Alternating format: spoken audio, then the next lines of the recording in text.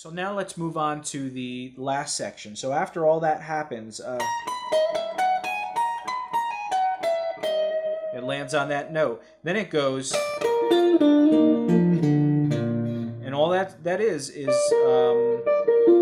can think of it again as a B major arpeggio, right? So the 10th fret of the E string to the 11th fret of the B string, 10th fret G string, go down to 7th fret of G string, then you roll over the 8th fret of both the D and A string, you go down to the 5th fret of the A string, down to the 6th fret of the E string. So that whole thing is,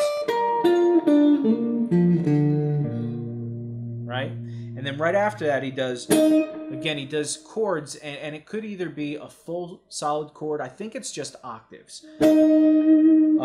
And that is your E flat note. So you're playing the 8th fret on the G string to the 11th fret on the E string. And it's a quick little stab. So then he does this thing where he goes, and there I end up playing octaves again to make it sound a little thicker. So instead of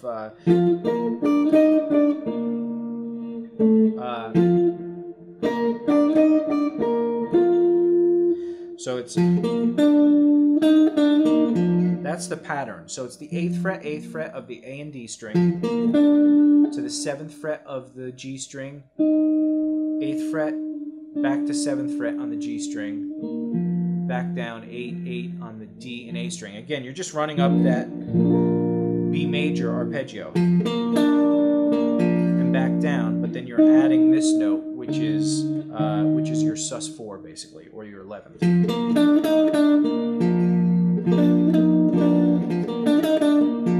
Right? And so what I do to thicken that up a little bit is a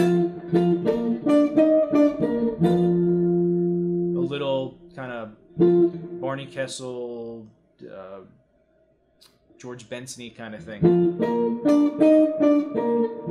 So you're just playing octaves of all those notes. And then he rolls down that again. So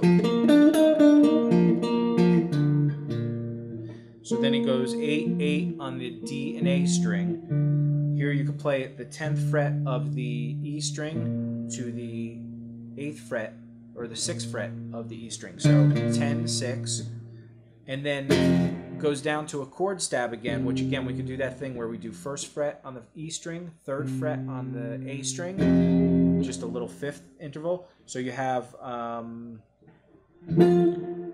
where we have this.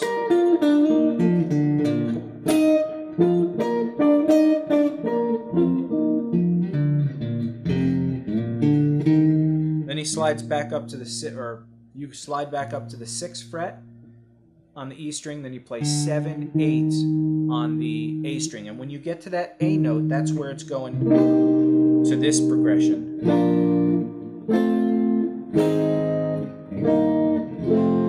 Right? So it lands on that minor third of C, which is that chord right there, right?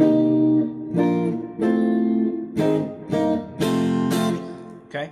So that's the whole solo, and again, it's very simple, straightforward note choices. It's just those rhythmic displacements, and yeah, I mean, again, it's very straightforward with just a few little extra notes thrown in, but it's pretty much just outlining the chord. This whole walking down a B major arpeggio, then this is really just a B major arpeggio. Then you walk down it again. It's all just, that whole phrasing is just B major. All right, so when we get back, we'll talk about how to spice this up, and we'll try and go through that real quickly, but you'll see some really cool things you can start incorporating into the solo to make it more like cool, bluesy, jazzy, guitar-ish. Okay, see you in a second. All right, guys, so let's get into the cool part of this where we're going to spice it up and make it sound a little more guitar friendly. This beginning, well, again, we'll try and fly through this a little quickly. So you could do anything you want. What I would suggest is any licks you learn, try and think of different ways of adding bends to it or slides or just making it sound different than the way you learned it. Even your typical blues licks. just try figuring out different ways to play them, and that's where you start, coming up with your own voice on guitar. So now we will, this very beginning of it, right? So it goes like this. When I first learned it, I just learned the notes, and this is where I learned it.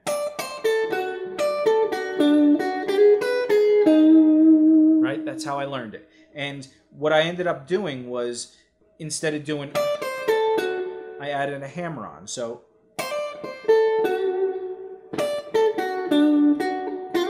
and I added a slide there. Again, on piano it's not sliding. So instead of just doing I did, which sounded cool. It was fine.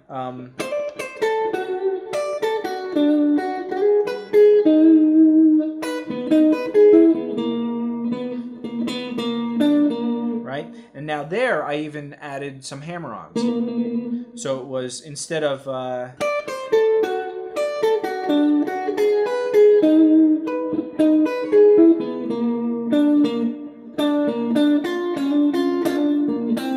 right, I added this hammer-on, then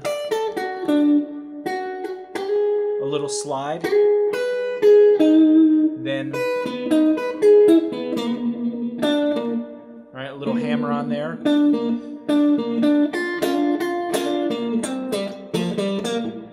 and that's pretty much straightforward. But I still wasn't happy with that. Like, it sounded okay, but it was still more just straight ahead, like what a kind of like a bebop 16th note player would kind of play. I really love bending strings. That's a huge thing for me. I think it just sounds great. It really brings out what the special characteristics of a guitar is all about. So what I did, instead of doing, I brought it up here and I just did, right? Now to me that was really cool, and then I took it even a step further. Instead of doing that first note, just I slid into it. So, and when it comes down that bend, the first time it goes up and down the bend, right? So if you're thinking D dominant pentatonic, right, or D minor pentatonic, same thing with the raised third. This is coming out of dominant, more or less. So you're thinking dominant arpeggio or dominant pentatonic. So you just bend that string up.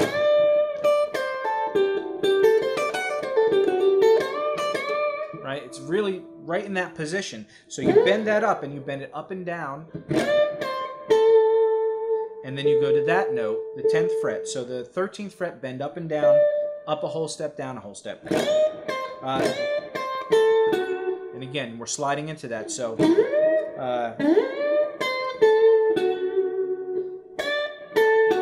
now when you bend that up the second time, you don't come down and play that note. You go right to that 10th fret. So, and then you just go down that arpeggio. So then we could have done this phrase again. But again, that sounded really stale to me, so I thought I could slide into and get those notes sort of ringing together, kind of like your typical blues phrases. If you have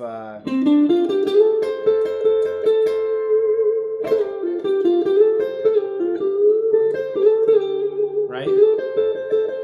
So we did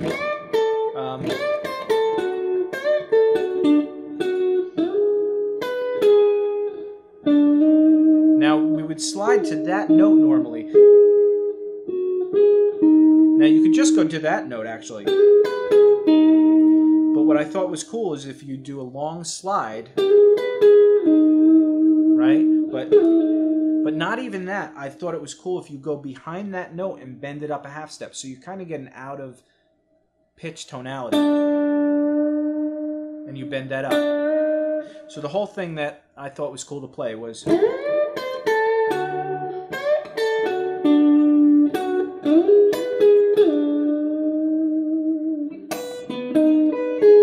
to puts you right in position for that. You do a little hammer-on thing if you want. So.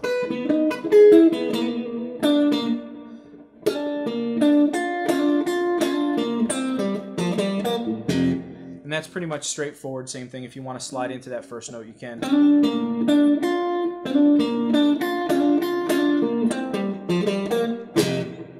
Then this, I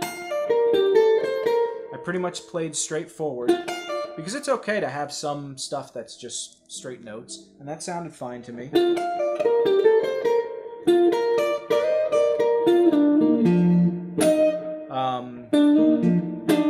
And that, again, all very straightforward. Then it went to... Now that little riff there, again, it's cool by itself, I think. But what I did a little bit was, the first time I went through it, I went...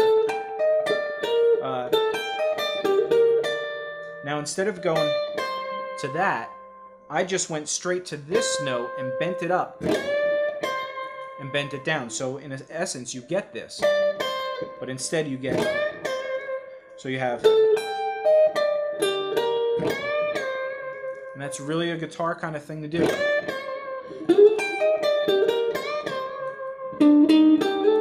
And then I slid up to that note instead of just playing this. So you could play it that way, or...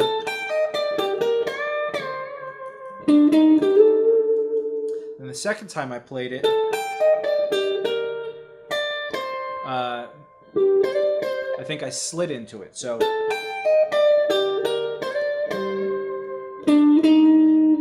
then when we get to that note, instead of just playing that note, I do that thing again. I go behind it a half step to get a little out and bend up. And it's actually in, but it just sounds out. It's kind of like a Hawaiian thing or something, so...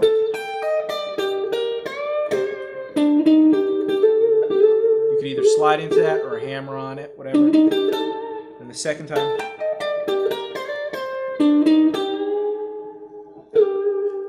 Then I slid down to this note from a note way up here. Then instead of playing around with these notes right here, right? I went down to this little position of, say, like C minor pentatonic, and I went.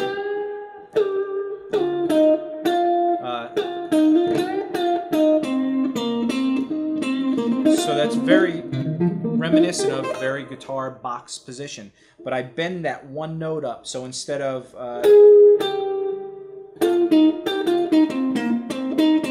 you have, and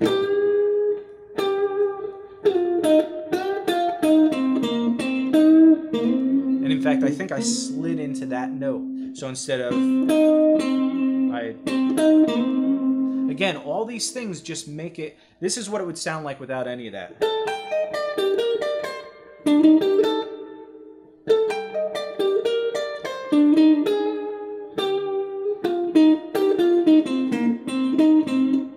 Now this is what it sounds like with all those inflections in there.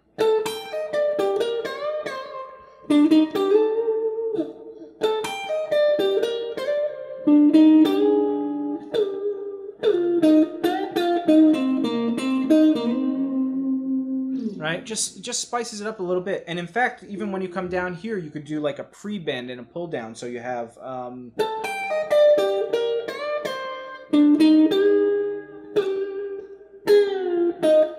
right? So you have, and then you could hammer on here if you want. There's just all those little things you can do to make something a little more guitar phrasing friendly, I guess. I don't know. Anyway, so after it goes to that, then it goes up that arpeggio.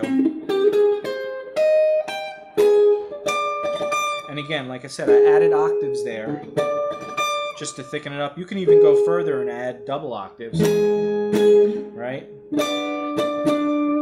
To get it real thick, right? Then it does this little trill thing. Real straightforward. Then it does this thing.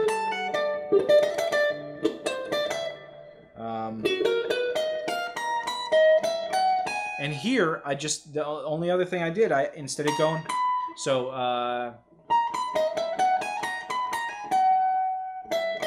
Instead of just doing that, I added a little bend here, a half-step bend. And instead of just going to that note, I slid down to this note and bent up a whole step. Again, very guitar-oriented. So you have...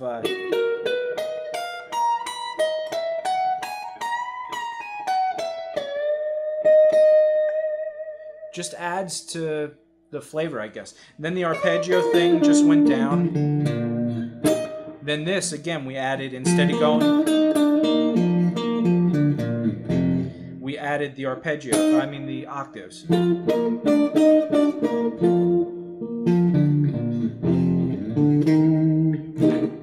So that was awesome.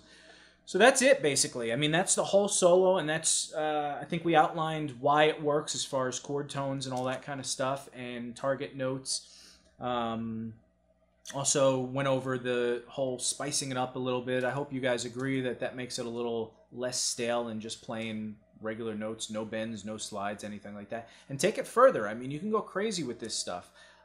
People like Jason Becker, if you listen to his stuff, I mean, he'll do some bends that are just awesome. I mean, he'll play something and he goes to an out note and bends it in, and it's really cool stuff. So experiment with that. I hope you guys got a lot out of that. Take little things out of that, like, you know, using this arpeggio over this chord, and in your soloing, do that same thing. Just take little bits of that arpeggio. Look at those target notes, the major third, minor thirds of each chord, so you really emphasize it, and I think you'll get a lot out of this solo. Really cool stuff. I would suggest, you know, experimenting with transcribing piano guys, saxophone guys, horn guys. Transcribe drum parts, where I've talked about this before. You transcribe just the rhythm. You know, you don't have to do the pitches or anything, but you just take the timing of the rhythms that they're doing, of just maybe a hi-hat or just the snare or something, and then transpose that to a lick of yours, and you'll get different rhythms, different phrases in typical licks that you're used to doing. So anyway, so that's a lot of talk, and that was a long lesson, but I hope you guys enjoyed that. Check out guitarbreakdown.com. There's a new video going to be up, updating you with what's going on and why it's taking a little bit of time to get up and going. But it will be soon. There's a lot of really cool things coming at the beginning of the year. Hope you guys stick around for that. We've got a bunch of really good players. In fact, there's a lesson that's coming up, hopefully in the next week or two, that you'll see the first guest appearance of somebody really awesome. Great player, great guy. So I hope you guys stick around for that. It's going to be really fun. And click like, subscribe, all that kind of stuff if you haven't done that already. Really helps us know that you guys like this, you want to see more. Email us comments, let us know you know, what we're doing right, what we're doing wrong, what you'd like to see more, any requests, any of that stuff. Go over to the website, where we now are going to have a place where you can put your email contact, so that we're never going to spam you or anything, but we will, you know, let you know updates when the website's up, when there's new stuff up there, and stuff that you might want to purchase. There's going to be a few cool things there. There's also a donate button, so if you guys feel inclined, we're trying to keep this advertisement free. So you don't get hit with, you know, a bunch of ads you got to close or anything, but we definitely do need to start making a little bit to compensate for the time and money we're putting into this. So if you guys could help us out and donate, anything would be great.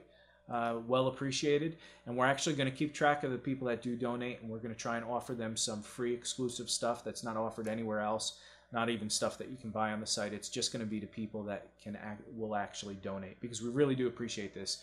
You guys have made this year an awesome year, and watch the video over there and you'll see all I have to say about that. You guys are just awesome. So thank you for that, and I will see you on the next lesson. Thanks, guys.